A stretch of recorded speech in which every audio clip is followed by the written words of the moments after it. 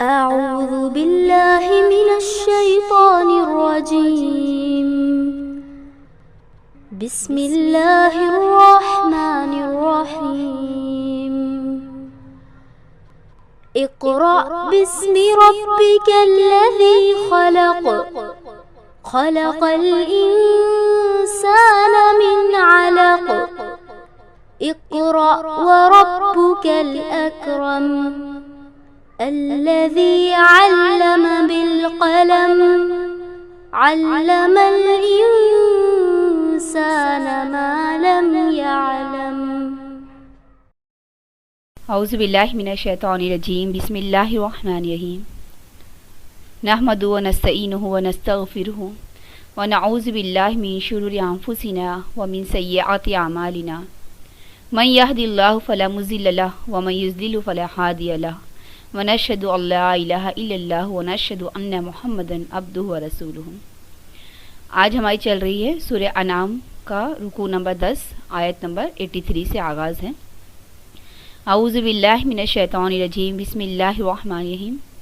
وَتِلْكَ حُجَّتُنَا آتَيْنَاهَا إِبْرَاهِيمَ عَلَى قَوْمِهِ نَرْفَعُ دَرَجَاتٍ مَّن نَّشَاءُ إِنَّ رَبَّكَ حَكِيمٌ عَلِيمٌ. دیکھیے ترجمہ. وَتِلْكَ اور یہ حجتنا ہماری دلیل ہے. آتیناہ ہم نے یہ دی تھی. ابراہیم علیہ السلام کو علی قومہ ان کی قوم پر. یعنی جو ابراہیم علیہ السلام جو دلیلوں کے انداز میں اپنی قوم سے بات کی تھی تو اللہ تعالیٰ کہے گا یہ عطا ہم نے ہی ابراہیم علیہ السلام کو کیا تھا. نرفعو ہم بلند کرتے ہیں درجات درجے من نشاء جس کی ہم چاہتے ہیں. ان ربک بے شک تمہارا رب حکیم علیم حکمت والا بھی ہے اور جاننے والا بھی ہے. آیت نمبر 84. وَوَهَبْنَا لَهُ إِسْحَاقَ وَيَعْقُوبَ كُلًّا هَدَيْنَا وَنُوحًا هَدَيْنَا مِن قبل وَمِن ذُرِّيَّتِهِ دَاوُودَ وَسُلَيْمَانَ وَأَيُّوبَ وَيُوسُفَ وَمُوسَى وَهَارُونَ وَكَذَلِكَ نَجْزِي الْمُحْسِنِينَ. وَوَهَبْنَا اور ہم نے بخشا لہو ان کو اسحاق و یعقوب اور یعقوب. یعنی اللہ تعالیٰ کہہ رہے ہم ہی نے ابراہیم علیہ السلام کو اسحاق علیہ السلام کی بھی خوشخبری دی اور یعقوب علیہ السلام کی. کلن سب کو ہدینا ہم نے ہدایت عطا فرمائی. اور نوحن اور نوح علیہ السلام کو ہدینا ہم نے ہدایت دی. من قبل اس سے قبل. ومن ذریتہ اور ان کی اولاد میں سے بھی. کس کو؟ داؤد علیہ السلام کو. و سلیمان اور سلیمان علیہ السلام کو. و ایوب اور ایوب علیہ السلام کو. و یوسف اور یوسف علیہ السلام کو. و موسیٰ و ہارون اور موسیٰ اور ہارون علیہ السلام. یعنی ان تمام کو بھی ہدایت کون دیا ہے؟ اللہ رب العالمین نے. کذالک اور اسی طرح نجزی جزا سے بنا ہے یعنی ہم بدلہ دیتے ہیں محسنین نیک کام کرنے والوں کو. حسن یعنی خوبصورت. محسنین بہت خوبصورت جو یہ لو بندے تھے جو کام کرتے تھے. پھر اللہ آیت نمبر 85. وزکریا و یحییٰ و عیسیٰ و الیاس کل من الصالحین. وزکریا اور زکریا علیہ السلام. و یحییٰ اور یحییٰ علیہ السلام. و عیسیٰ اور عیسیٰ علیہ السلام. و الیاس اور الیاس علیہ السلام. کلم یہ تمام کے تمام من الصالحین اللہ کے نیک بندوں میں سے تھے.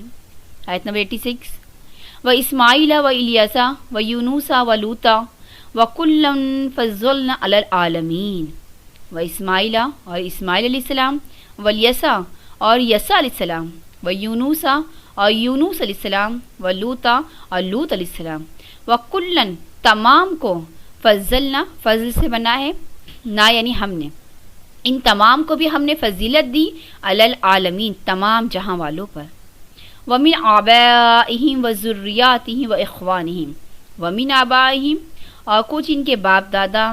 و ذریاتہم ذرتن اولاد یعنی ذریت سے بنا ہے ذریاتہم اور ان کی اولاد. و اخوانہم اور ان کے بھائی. واشتبیناہم ہم نے انہیں چن لیا تھا. وہدیناہم اور ہم نے ہی انہیں ہدایت دی تھی الی صراط مستقیم سیدھے راستے کی. یعنی اللہ تعالیٰ کہہ رہے ہیں اور ان کے باپ دادا اور ان کی اولاد اور ان کے بھائیوں اور ابھی بہت سے لوگوں کو ہم نے چنا اور ہم نے ہدایت عطا فرمائی سیدھے راستے کی.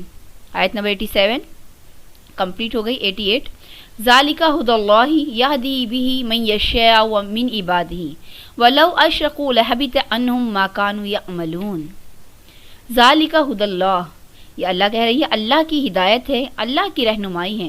یہدی بہ، جسے من یشاء من عبادہ، اپنے جس بندے کو چاہے وہ کیا کرے، وہ ہدایت عطا فرما دے.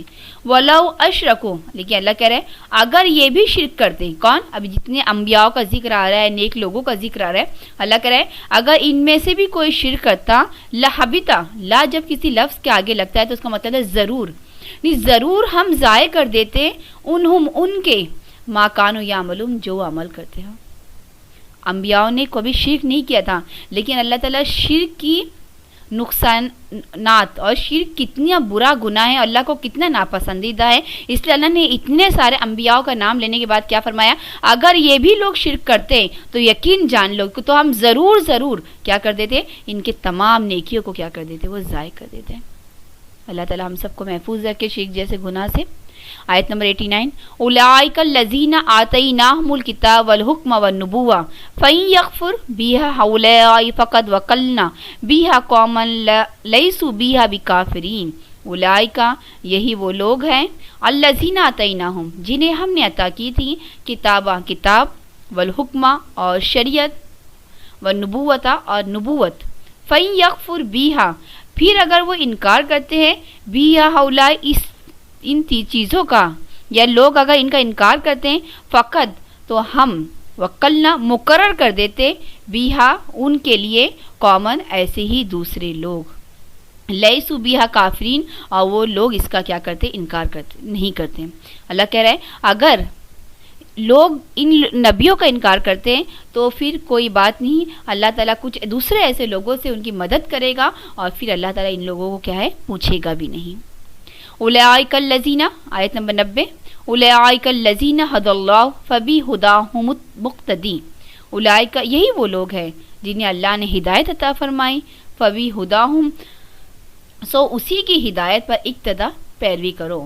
قل لا اسألکم علیہ اجرا، کل آپ کہہ دیجئے، لا اسألکم، میں تم سے سوال نہیں کرتا ہوں، علیہ اجرا، کسی بھی اجر کا.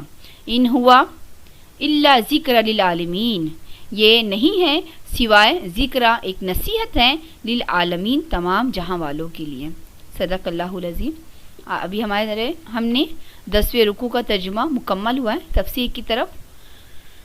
رب اشرح لی صدری ویسر لی امری واحلل عقدۃ من لسانی یفقہوا قولی رب زدنی علما رب زدنی علما رب زدنی علما. اللہم ارنا الحق حقا وارزقنا اتباعہ اللہم ارنا الباطل باطلا وارزقنا اجتنابہ. دیکھیے 10ویں رکوع کا جو آغاز ہوا ہے سورہ انعام کا، وہ اللہ تعالیٰ نے یہ بتا رہے ہیں کہ دیکھو ابراہیم السلام نے تمہارے سامنے ہر دلیل سے تمہیں بات سمجھا دی، لیکن تم کیسے لوگ ہو کہ ان کی دلیلوں پر دھیان بھی نہیں دے رہے ہو. اس سے پہلے رکوع نمبر 9 میں آپ لوگوں نے پورے تفصیلاً ابراہیم السلام کا ذکر سن چکا ہے، جس میں انہوں نے کہا تھا نا کہ دیکھو میں نے ایک رات جب اندھیرا چھا گیا تو میں نے ایک دیکھا ستارے کو اور مجھے لگا کہ یہ میرا رب ہے، لیکن جب وہ چھپ گیا، غائب ہو گیا، تو میں نے کہا غائب ہونے والا رب نہیں ہو سکتا ہے. تو اس کے بعد میں پھر آتا ہے انہوں نے چاند کو دیکھا، پھر سورج کو دیکھا، تو بات کے آخر میں جو انہوں نے کہا کہ یہ میرا رب ہے، تو انہوں نے شرکیہ کلمات نہیں کہے.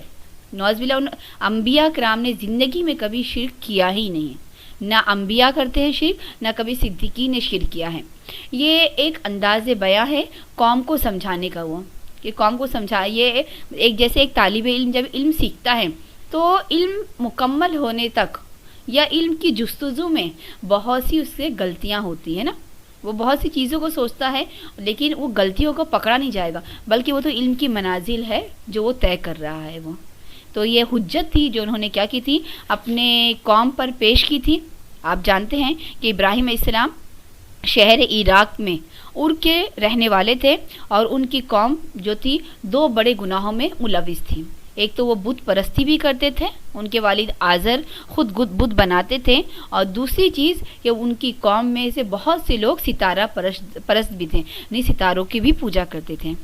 ابراہیم السلام نے دلیلوں کے ذریعے اپنی قوم کو سمجھایا، لیکن ان کی قوم نے جو کیا، ان کی بات کو نہیں مانا وہ۔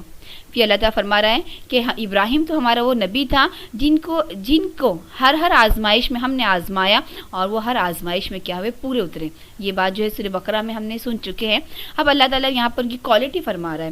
دیکھو، جب ابراہیم اسلام نے اللہ کی تمام احکامات کو مکمل کر دیا، نرفع درجات من نشاء، تو ہم اللہ تعالیٰ فرما رہا ہے کہ ہم نے کیا کر دیا ہے، ان کے درجات کو کیا کر دیے، وہ بلند کر دیے ہے وہ۔ بے شک اللہ تعالیٰ فرما رہا ہے کہ تمہارا ہی رب حکمت والا اور جاننے والا ہے وہ۔ اب دیکھیے اللہ تعالیٰ اس کے بعد یہ بتا رہا ہے، قرآن کی یہ پہلی آیت ایسی ہے جس میں کنٹینیو اللہ نے 17 نبیوں کا ذکر کیا ہے۔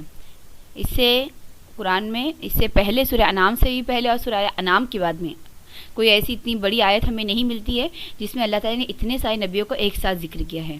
سورہ نساء میں ایک آیت آئی تھی جس میں اللہ تعالیٰ نے 13 نبیوں کا ذکر ایک ساتھ کیا تھا۔ اس کے بعد بھی یہ سورہ انعام کی سب سے بڑا نا نبیوں کے ناموں کا سب سے بڑا گلدستہ ہے جو ہمیں سورہ انعام میں آیا ہے، جس میں اللہ نے 17 نبیوں کا ایک ساتھ ذکر کیا ہے وہ۔ اب آپ سمجھ سکتے ہیں کہ اگر اللہ نے ایک ساتھ اتنے بڑے اولو العزم نبیوں کا ذکر کیا تو ظاہر سی بات ہے کہ اس کے بعد اللہ کو ایک بہت اہم بات جو ہے وہ ہمیں بتانی ہے۔ سب سے پہلے جو اللہ تعالیٰ ذکر کر رہا ہے کہ ہم نے ہی ابراہیم علیہ السلام کو خوشخبری دی، کس کی؟ اسحاق علیہ السلام اور یعقوب علیہ السلام۔ آپ یہ جانتے ہیں کہ جب حضرت سارہ علیہ السلام یعنی ابراہیم علیہ السلام کی بیوی جب وہ ذرا مایوس ہو گئی کہ انہیں اولاد ہوگی، اس کے بعد اللہ تعالیٰ نے ان کو خوشخبری دی کہ نہ تمہیں بیٹا ہوگا اسحاق، اللہ نے نام بھی بتایا، بلکہ اس کے بعد پوتے یعنی یعقوب علیہ السلام کی بھی انہیں کیا کر دی، خوشخبری دی۔ اور اللہ کہہ رہا ہے ہدینا، ان تمام کو ہم نے کیا کی تھی، ہدایت دی تھی۔ کن تمام کو؟ پہلے ابراہیم اسلام کا ذکر، پھر اس کے بعد میں اسحاق اور یعقوب علیہ السلام کا ذکر۔ اب جو تیسرا ذکر آ رہا ہے نوح علیہ السلام، آپ یہ جانتے ہیں کہ نوح علیہ السلام اولو العزم 5 نبیوں کو اللہ نے اولو العزم یعنی سب سے بڑے نبی قرار دیا ہے۔ اس میں سے ایک کون تھے؟ نوح علیہ السلام، دوسرے حضرت ابراہیم علیہ السلام، تیسرے اسماعیل علیہ السلام، چوتھے موسیٰ علیہ السلام، عیسیٰ علیہ السلام، اور پانچویں آپ صلی اللہ علیہ وسلم۔ تو اللہ تعالیٰ فرمایا انہی کی اولاد میں سے کون تھے، یعنی کس کی اولاد میں سے؟ ابراہیم اسلام کی نسل میں سے داؤد علیہ السلام۔ داؤد علیہ السلام بھی دیکھیے کتنے بڑے نبی تھے جن کو اللہ نے کتنی بڑی کوالٹی عطا فرمائی تھی کہ لوہے کو کیا کر دیتے تھے، وہ نرم کر دیتے۔ اللہ نے بہترین آواز انہیں کیا کی تھی، عطا فرمائی تھی۔ اس کے بعد میں سلیمان اسلام، داؤد اسلام کے بیٹے، یہ بھی ایک بڑے بادشاہ گزرے ہیں۔ روایتوں میں آتا ہے کہ پوری دنیا میں مسلم 2 بڑے بادشاہ گزرے ہیں، ایک سلیمان علیہ السلام اور دوسرے ذوالقرنین علیہ السلام۔ ان کے اندر بھی بہت ساری اللہ تعالیٰ نے کوالٹی عطا فرمائی تھی۔ ایک بڑی کوالٹی یہ تھی کہ اللہ تعالیٰ نے انہیں جنات کا سردار اور پرندوں کی لینگویج جو ہے وہ انہیں سمجھ میں آتی تھی۔ اس کے بعد میں پھر اللہ نے ایوب علیہ السلام کا ذکر کیا۔ ہم جانتے ہیں کہ ایوب علیہ السلام اپنی کوالٹی صبر کے نام سے جو ہے وہ جانے جاتے ہیں، صبر ایوب۔ پھر یوسف اسلام جنہیں اللہ نے بہت زیادہ خوبصورتی عطا فرمائی تھی، موسیٰ اسلام جنہیں اللہ نے یہ شرف بخشا تھا کہ اللہ نے ان سے کیا کیا تھا، کلام کیا تھا وہ۔ اسی طرح ان کے بھائی ہارون اسلام، ان کی سب سے بڑی کوالٹی یہ تھی کہ وہ ہر حالت میں اپنے بھائی موسیٰ اسلام کا کیا کرتے تھے، وہ ساتھ دیتے تھے وہ۔ اللہ کہہ رہا ہے یہ تو وہ لوگ تھے جو محسنین تھے، نیک کرنے والے۔ کیا کر رہا ہے اللہ تعالیٰ؟ یہ تو ایسے لوگ تھے جو محسنین۔ اب محسنین کسے کہتے ہیں؟ محسنین ایک بندہ ہوتا ہے کام کرنے والا، ہے نا، مسلم۔ جیسے ایک بندہ ہے، ہم مسلم ہیں، ہم کنٹینیو کام کر رہے ہیں لیکن اپنے کام کو پوری کوالٹی اور پوری خوبصورتی کے ساتھ ادا کرنے کو، حسن کے ساتھ ادا کرنے کو کیا کہیں گے؟ محسن۔ تو ہم بھی کام کرتے ہیں نا، اللہ تعالیٰ، اللہ کا شکر احسان ہے کہ اللہ تعالیٰ ہمیں دین کے کام کی توفیق عطا فرمائے، لیکن کوشش یہ کرنا چاہیے کہ اللہ تعالیٰ ہمیں محسنین کی کیٹیگری میں کیا کرے، شمار عطا فرمائے۔ گھر کا کام بھی دیکھیے بہت سے لوگ کر لیتے ہیں، لیکن کوئی ہوتا ہے کہ بہت بہترین طریقے سے کام کرتا ہے، اس کو کیا کہیں گے؟ نفاست پسند انسان۔ تو اسی طرح اللہ تعالیٰ کو کون سے لوگ پسند ہے؟ صرف کام کرنے والے نہیں، بلکہ اپنے کام کو کیا ہے، خوبصورتی کے ساتھ کیا کرنے والے، ادا کرنے والے۔ تو اللہ تعالیٰ نے ان نبیوں کے ناموں کے ساتھ کیا لگایا؟ یہ تو کام بھی کرتے تھے لیکن بہت خوبصورتی کے ساتھ اپنے کام کو کیا کرتے تھے، وہ انجام دیتے تھے۔ اس کے بعد میں اللہ تعالیٰ نے پھر 3 نبی جو ایک ساتھ آئے تھے، زکریا علیہ السلام، یحییٰ علیہ السلام اور عیسیٰ علیہ السلام کا ذکر کیا ہے وہ۔ اس کے بعد اللہ نے چوتھے نبی الیاس علیہ السلام کا ذکر کیا۔ دیکھیے الیاس علیہ السلام قرآن میں بہت کم مقامات پر اس نبی الیاس علیہ السلام کا ذکر آیا ہے. ہم جانتے ہیں کہ الیاس علیہ السلام جو ہے وہ حضرت ہارون علیہ السلام کی نسل سے تھے. ہارون علیہ السلام کی چوتھی نسل جو ہے الیاس علیہ السلام کی چوتھی نسل جو ہے وہ جا کے کس سے مل جاتی ہے؟ وہ ہارون علیہ السلام سے جا کے مل جاتی ہے. وہ الیاس علیہ السلام کو جو ہے اللہ تعالیٰ نے بنی اسرائیل کی طرف بھیجا تھا. یہ بھی جس قوم میں بھیجے گئے تھے وہ قوم بھی جو ہے وہ بتوں کی عبادت کرتی تھی. ان کے جو بت کا نام تھا وہ بال نامی بت تھا. جب انہوں نے اپنی قوم کے لوگوں کو اس سے روکا تو جو اس دور کا بادشاہ تھا وہ حضرت الیاس اسلام کی جان کے در پر ہو گیا. جب حضرت الیاس اسلام کو یہ پتہ چل گیا کہ یہ لوگ ان کو قتل کرنا چاہتے ہیں تو الیاس اسلام نے اللہ کے حکم سے اس جگہ کو چھوڑ کر انہوں نے کیا کیا؟ غاروں میں پناہ لی. تقریباً 10 سال تک حضرت الیاس السلام اپنی قوم سے روپوش ہو کر غار میں رہے.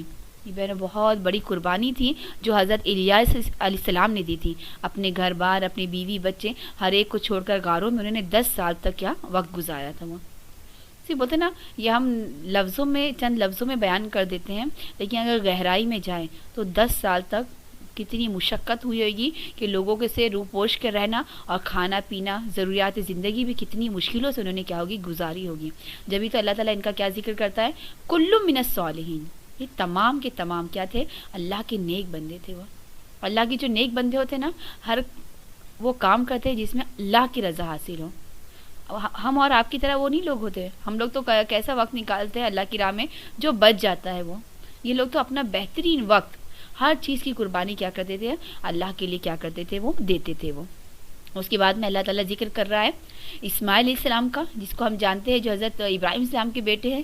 ان کی خوبیوں پہ جتنی ہم جملے کہیں ہے نا وہ کم ہے. وہ اس کے بعد میں اللہ تعالیٰ نے یسع علیہ السلام، یہ پیغمبر ہے جن کا ذکر قرآن میں صرف 2 مقامات پہ آیا ہے. ایک سورہ انعام میں جو آج ابھی ہم پڑھ رہے ہیں وہاں پر، اور ایک سورہ سعد آیت نمبر 48 میں حضرت یسع اسلام کا ذکر آیا ہے. ان کے بارے میں آتا ہے امام حسن بصری رحمۃ اللہ علیہ فرماتے ہیں کہ حضرت یسع علیہ السلام تقریباً چوتھی نسل سے جا کے حضرت یوسف علیہ السلام سے جا کے مل جاتے ہیں. وہ روایتوں میں آتا ہے کہ حضرت الیاس اسلام کے بعد میں اللہ نے یسع علیہ السلام کو کیا بنایا تھا؟ اللہ کا نبی بنایا تھا. انہوں نے بھی وہی کام کیا جو حضرت الیاس السلام نے کام کیا تھا، دعوت و توحید کا. اس کے بعد پھر اللہ نے یونس علیہ السلام اور لوط علیہ السلام کا ذکر کیا ہے. یونس علیہ السلام کے بارے میں ہم جانتے ہیں کہ جن کی توبہ کے کلمات جو اللہ تعالیٰ نے قرآن میں لکھے ہیں، لا الہ الا انت سبحانک انی کنت من الظالمین. لوط علیہ السلام کے بارے میں بھی آپ جانتے ہیں کلن فضلنا علی العالمین. اللہ کہہ رہا ہے ان تمام کو ہم نے کیا کی؟ تمام جہاں والوں پر کیا کی؟ وہ فضیلت عطا فرمائی. پھر اللہ کہہ رہا ہے وَمِنْ آبَائِهِمَا، اور کچھ ان کے باپ دادا، ان کی اولاد، ان کے بھائیوں کو ہم نے بھی انہیں چن لیا تھا، اور یہ سب تمام کے تمام سیدھے راستے میں سے. اتنی 17 نبیوں کے ذکر کرنے کے بعد ان کی کوالٹی اللہ نے ذکر کی ہے نا، کتنی ساری کوالٹی ذکر کی. یہ محسنین تھے، یہ صالحین تھے، یہ ان کو تمام جہانوں پر ہم نے فضیلت عطا فرمائی تھی. یہ تو صراط مستقیم پہ تھے. تو کرنے کے بعد اللہ تعالیٰ کیا کہہ رہا ہے کہ اگر یہ بھی شرک کرتے، یعنی یہ تمام کوالٹی ان کے اندر تھی، اس کے باوجود اللہ صرف یہ کیا کرتے کام؟ اگر یہ شرک کرتے تو ہم ضرور کہ ضرور ان کے اعمال کو کیا کرتے؟ تباہ کرتے. یہ بہنوں قرآن میں جگہ جگہ شرک کے بارے میں اللہ تعالیٰ نے بہت سخت ہدایتیں دی ہیں ہے نا. سورہ لقمان میں اللہ تعالیٰ نے فرمایا نا ان الشرک لظلم عظیم. شرک تو کیا ہے؟ بہت عظیم گناہ ہے. وہ مسند احمد و بخاری کی حدیث ہے کہ اللہ کے رسول صلی اللہ علیہ وسلم نے ارشاد فرمایا کہ بندے مومن کے ہے نا یا انسان کے قیامت کے دن جب نامہ اعمال اللہ کے سامنے پیش کیے جائیں گے تو اس کے اعمال کے 3 رجسٹر بنا دیے جائیں گے. ایک میں ہوگا کہ بندے نے شرک کیا یا نہیں کیا، ایک میں حقوق اللہ جس میں نماز، روزہ، زکوٰۃ، اور ایک میں ہوگا حقوق العباد. تو اللہ تعالیٰ اس میں فرماتا ہے کہ حقوق اللہ کو جو رجسٹر ہوگا اس میں اگر کمی کوتاہی ہے نماز، روزہ، زکوٰۃ میں تو میں اسے معاف کر دوں گا. حقوق العباد جب تک بندے کو معاف نہ کرے وہ معافی نہ ہوگی. لیکن اگر کسی نے شرک، پہلا جو رجسٹر ہے شرک، اگر کسی نے شرک کیا ہوگا تو پھر میں اسے قطعی معاف نہیں کروں گا. میری بہنوں شرک جو ہے وہ سب سے بڑا اور سب سے عظیم گناہ ہے. جو انسان شرک سے بچ گیا یقین جانیے کہ عمل تھوڑا سا بھی ہوگا اس انسان کو اللہ کیا کر لے گا؟ قبول عطا فرمائے گا. بخاری کی روایت ہے، حضرت عبداللہ ابن عباس رضی اللہ تعالیٰ عنہ راوی ہے، وہ فرماتے ہیں کہ ایک مرتبہ ہم اللہ کے رسول صلی اللہ علیہ وسلم کے ساتھ تھے، مدینہ سے باہر ہم لوگ چلتے چلتے مدینہ سے باہر جاتے ہیں، تو چلتے رہتے تو ایک بدوی اللہ کے رسول صلی اللہ علیہ وسلم کے سامنے آتا ہے.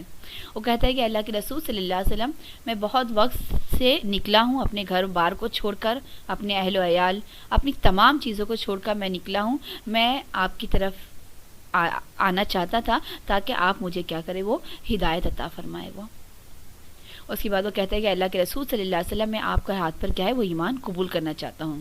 اللہ کے رسول صلی اللہ علیہ وسلم اس کے ہاتھ پر کیا کرتے ہیں، بیعت کرتے ہیں اور بیعت لیتے ہیں کہ بتاؤ، بولو لا اللہ کے سوا کوئی شریک نہیں، محمد صلی اللہ علیہ وسلم اللہ کے رسول ہے، اور یہ بیعت کرو کہ نماز قائم کرو گے، زکوٰۃ دو گے، حج کرو گے، اور جو اللہ نے تمہیں عطا فرمایا ہے اس میں سے کیا کرو گے، خرچ کرو گے.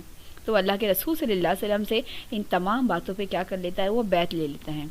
اس کے بعد پھر وہ روانہ ہوتا ہے، اپنی اونٹنی پر چڑھتا ہے اور چلنے لگتا ہے. تو اللہ کے رسول صلی اللہ علیہ وسلم ارشاد فرماتے ہیں کہ مجھے جبرائیل امین نے بتایا کہ یہ شخص بہت دنوں سے اپنے گھر کی میری تلاش میں نکلا تھا ہدایت حاصل کرنے کے لیے، اور راستے میں بہت سے ایسے اس کے ساتھ منازل آئی تھی کہ اس کے پاس کچھ کھانے پینے کا سامان نہیں تھا. اس نے سوکھے پتوں اور گھاسوں پر کیا کیا، گزارا کیا. بس وہ اللہ کے رسول کے سامنے چلتا ہی رہتا ہے، اونٹ پر سوار ہو کے اپنی منزل کی طرف روانہ ہوتا ہے کہ راستے میں جو ہے، زمین پر جو ہے وہ جا بجا جو ہے وہ سوراخ رہتے ہیں. وہ سوراخ کس کے رہتے ہیں؟ جنگلی چوہوں کے سوراخ رہتے ہیں. تو اس کا اونٹ کا جو پیر ہوتا ہے اس سوراخ میں جو ہے وہ پھنس جاتا ہے اور اونٹ جو ہے وہ گر جاتا ہے. جب اونٹ گرتا ہے تو اونٹ کا پہ جو سوار ہوتا ہے وہ شخص بھی جو ہے گر جاتا ہے. جیسے کہ گرتا ہے تو کچھ روایتوں میں آتا ہے کہ اس کا سر پھٹ جاتا ہے، اور کسی روایت میں آتا ہے کہ اس شخص کی جو ہے وہ پیٹھ کی گردن کی ہڈی جو وہ ٹوٹ جاتی ہے. اللہ کے رسول صلی اللہ علیہ وسلم فوراً کہتے ہیں حضرت عمار رضی اللہ تعالیٰ عنہ سے اور حضرت بلال رضی اللہ تعالیٰ عنہ سے کہ جاؤ اپنے بھائی کی کیا کرو، مدد کرو.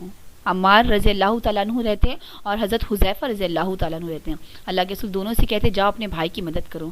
دونوں جیسے اس تک پہنچتے ہیں اس وقت اسی وہ شخص کا کیا ہو جاتا ہے، وہ انتقال ہو جاتا ہے. وہ تو اللہ کے رسول صلی اللہ علیہ وسلم بھی اس کے قریب آ جاتے ہیں اور تھوڑی دیر بعد اللہ کے رسول کے چہرے کو سے منہ پھیر لیتے ہیں.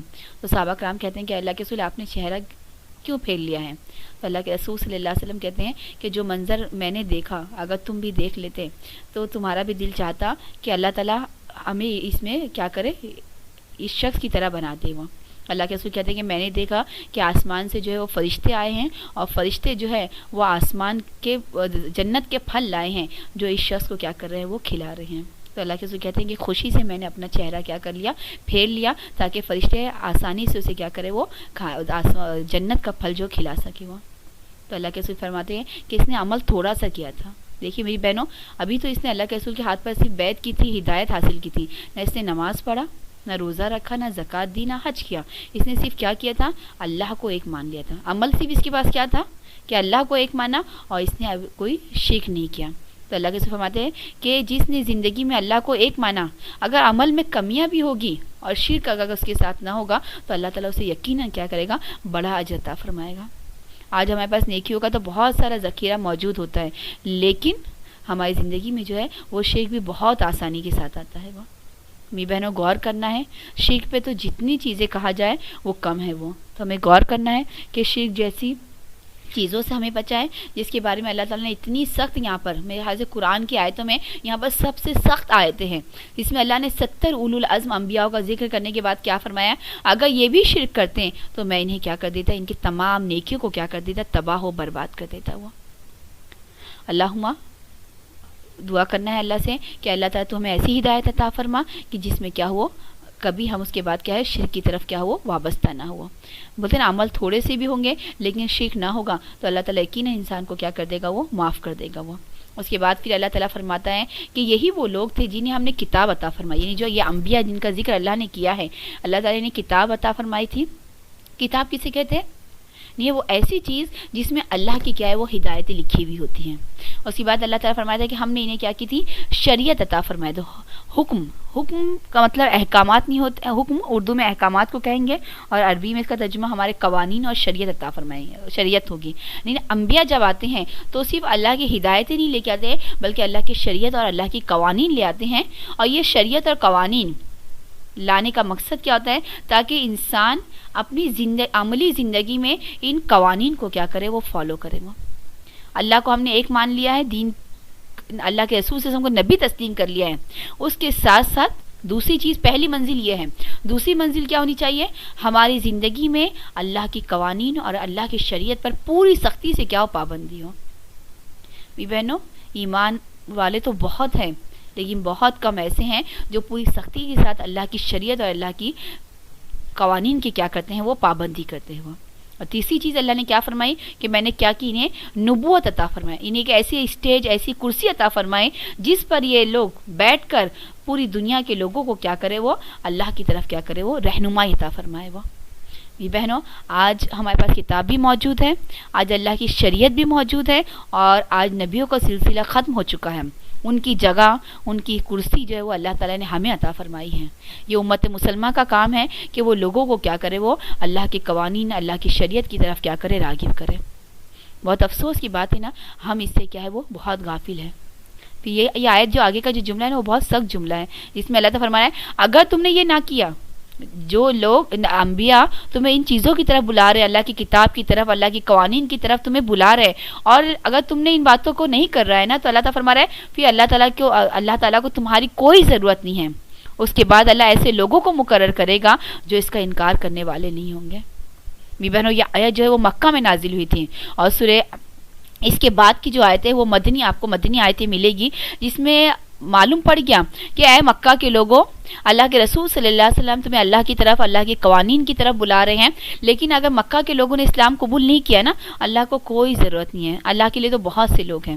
اور یہ بات ثابت ہو گئی کہ اس کے بعد اللہ کے رسول کو مدینہ میں وہ جانثار صحابی ملے جو اللہ کے رسول صلی اللہ علیہ وسلم کا کام بھی کیا, اللہ کے رسول صلی اللہ علیہ وسلم نے بے تحاشا محبت کی, اور اللہ کے رسول صلی اللہ علیہ وسلم نے اپنی جان بھی دینے کے لیے کیا ہو گئے, وہ قربان ہو گئے. وہ تو میری بہنوں, اللہ کا ہر لفظ جو ہے وہ اپنی جگہ برحق ہے, سچا ہے.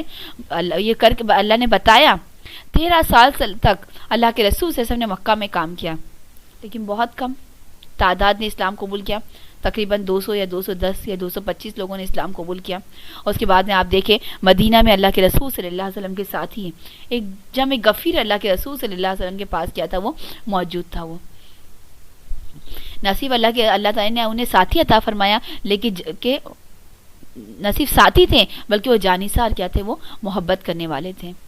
جس میں سے اگر ہم لوگ ذکر کریں حضرت سعد بن معاذ رضی اللہ تعالیٰ عنہ کا, کتنے بہترین ساتھی اللہ تعالیٰ نے انہیں عطا فرمایا تھا. جتنی مکہ میں اللہ کے رسول کو تکلیفیں دی گئی تھی 13 سال میں, 10 سال میں اس سے زیادہ اللہ کے رسول صلی اللہ علیہ وسلم کو محبت بھرے ساتھی مل گئے.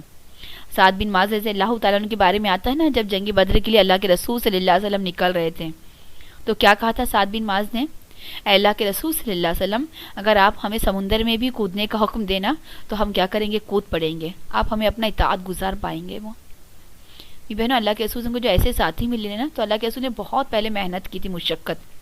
آج ہم اور آپ جو ہے نا, قرآن, صحابہ کرام کا طریقہ کار کیا ہوتا تھا, جب قرآن پڑھتے تھے تو اپنے آپ میں کو تلاشتے تھے اس میں.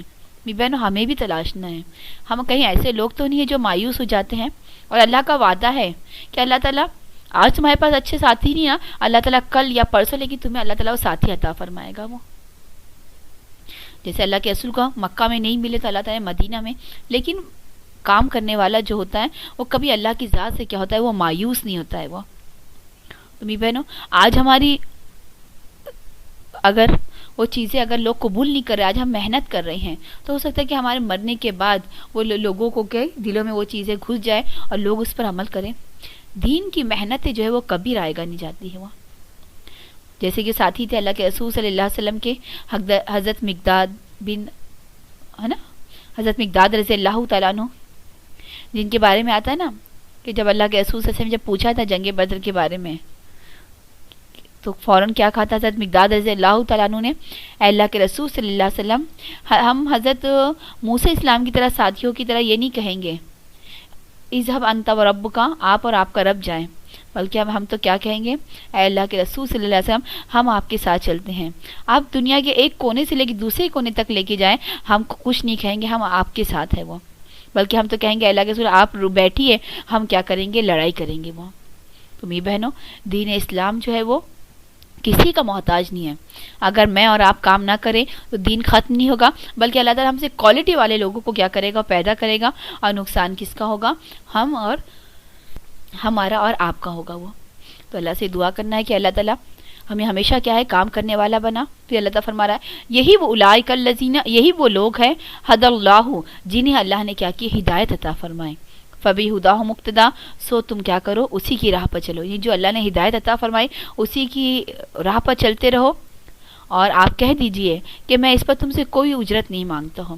یعنی میری بہن جب ہم کام کریں نا، تو کام کرنے کا کہ لوگ ہماری واہ واہی کریں، لوگ ہمیں اچھا کہیں، یہ نہیں ہونا چاہیے، بلکہ ہمارے تو اصل جو اجرت ہے وہ اللہ کی رضا، اللہ کی جنت ہے وہ۔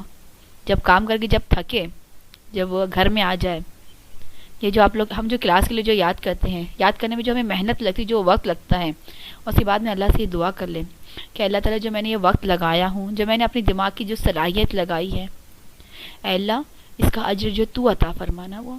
اور جب میری بہنوں جب اللہ اجر عطا فرمائے گا نا، تو وہ تو بہترین، اتنا بہترین اجر ہوگا۔ وہ کیا اجر ہوگا؟ وہ اللہ کی رضا ہوگی، وہ اللہ کی جنت ہوگی، جس میں انسان ہمیشہ ہمیشہ رہے گا وہ۔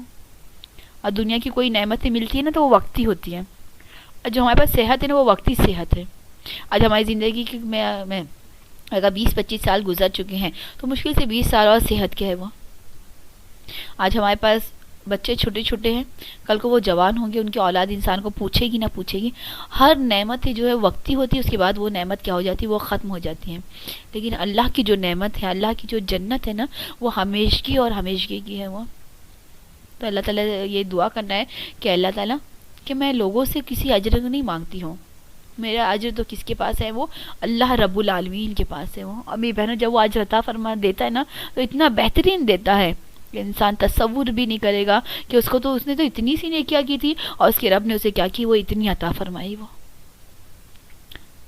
اللہ رب العالمین قیامت کے دن جب ہم اس کے سامنے جب ہوں گے، تو اللہ تعالیٰ ہمیں اپنی رحمت کی سائے میں جگہ عطا فرمائے، ہے نا، اللہ تعالیٰ ہمیں اپنی جنت عطا فرمائے، اللہ تعالیٰ ہم سے راضی ہو جائے۔ پھر اللہ تعالیٰ فرمائے یہ تو نہیں ہے، مطلب یہ انداز سے بیان ہے، اللہ کہہ رہا ہے یہ تو نہیں ہے مگر ایک نصیحت جو تمام جہاں والوں کے لیے، یہ قرآن جو ہے وہ ایک نصیحت ہے، ایک واضح بات ہے، کھلی دلیل ہے، جو اللہ تعالیٰ نے تمام جہان والوں کے سامنے کیا کر دی اور پیش کر دی وہ۔ اب جس کا دل چاہے وہ اس نصیحت پہ چلے، اور جس کا دل چاہے وہ کسے کیا کرے، روگردانی کرے۔ لیکن جو اس نصیحت پہ چلتا ہے اس سے اللہ راضی ہوتا ہے، اور جو اسے روگردانی کرتا ہے وہ تو کس کے ساتھی ہے، انسان کے، شیطان کے ساتھی ہے۔ اور یقین جانیے کہ شیطان کی جو ساتھی ہے وہ کس میں جانے والے ہیں، جہنم میں جانے والے ہیں وہ۔ اللہ تعالیٰ ہم تمام کو کیا کرنے والا بنائے، حضرت ابراہیم علیہ السلام کے طریقوں پر چلنے والا بنائے۔ اس کے بعد کی بھی آیتیں جو ہے آپ کو اس کے بارے میں آئے گی وہ، ہے نا۔ آج جب ہم درود ابراہیم پڑھیں تو ہمیں یاد آ جانا چاہیے کہ ابراہیم علیہ السلام نے کتنی ساری قربانیاں دی تھیں، پھر اللہ نے اس کا بہترین انعام عطا فرمایا کہ ہمیشہ کے لیے انہیں کیا کر دیا، تمام دنیا والوں کا کیا بنا دیا، وہ امام عطا بنا دیا۔